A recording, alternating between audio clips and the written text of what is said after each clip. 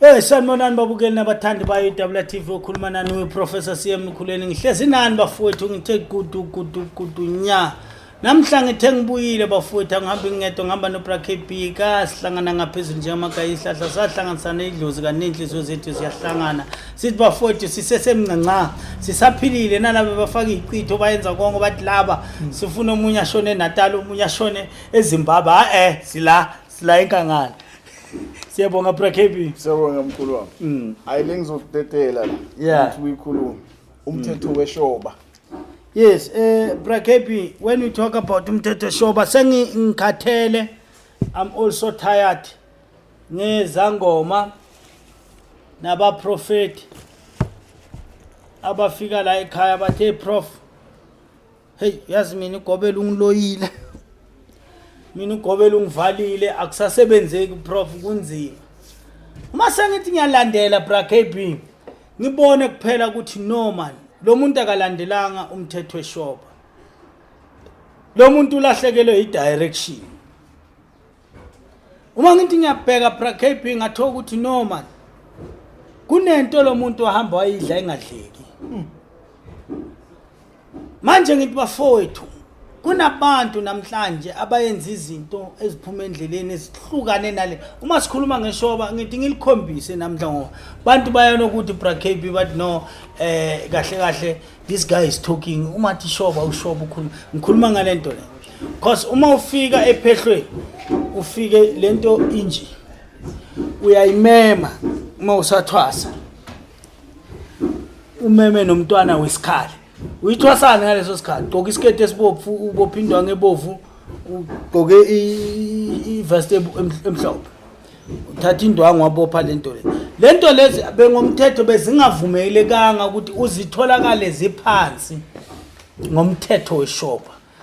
If they find this thing uyibeke misleadile or uyibeke kwenye indawo ungasazi ukuthi kuphi ugobela mayithatha bekayithatha hamba yoyifihla. Uzofuna lento usedlozini uyifuna uze uyithungathe uyithole hayi ngokutshelwa hayi ngokuthi BrakB alishobalela lawo balutetsitse komaki. I remember when akithwasa ma ngiphathala ngakhohlwa le nduku esikhali sami sithi umntwana ngakhohlwa umntwana nami lo wesagila nesikhali sami. And then BrakB only to found out ukuthi no ubafihlile and wazifihle phi wosela bazifihle epolice station.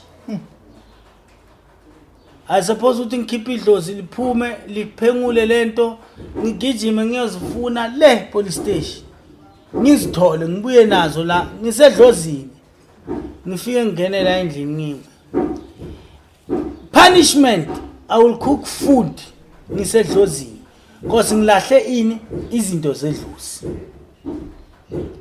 They don't punish me bapunisha ini idlozi.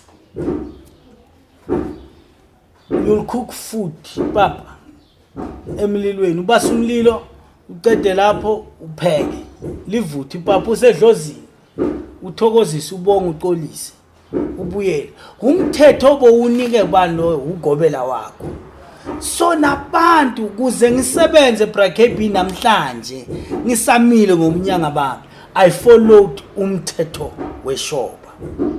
So if we can follow lento le umthetho Weshoba we will work sonke but hayi sonke kunalabo bathi thabatha nethi leShoba mntwanami leShoba ulithabathelana ulithabathela ukuthi ukwazi kuyogana uyenza abantwana ulithabathela ukuthi ukwazi ukuthola umsebenzi bese uyaphola emzimbeni wakho not ukuthi uthwase ulapha abantu. That is why uma uyothwasa kumele ulandele umthetho Weshoba bese uyalalelisisa ukuthi kanti ngiyenzani ngalento le. Akusinto ukuthi msilo nkonkoni bathathe bathungela ubuhlalu babeka ukuthi ya sekunjalo kakhulu.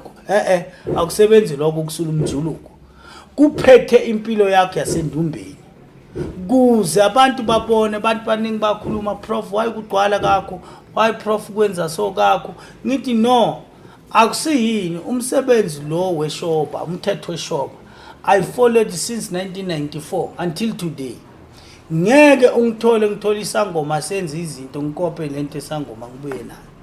Ngeke ngithole isangoma sigeza umuntu emfuleni ngifike ngene ngifune yami indawo. Ngiyamlinda lo muntu because of uyenza ama rituals akhe engingawazi. Aqede emfuleni aphuma hamba. And then after isikhathi amanzi sekahambile ngingene ngenze ama rituals. Ukukhombisana inhlonipho osukapi umthethweni Weshoba. That is why inyanga eziningi namhlanje azikwazi ukuhlola zilahlekele yini umthetho Weshoba. Asibuyelene emasuswini. Masuswini ila zangoma, mathosani magedla, yonke into ila. Siyabonga. Siyabonga prof. Thank you.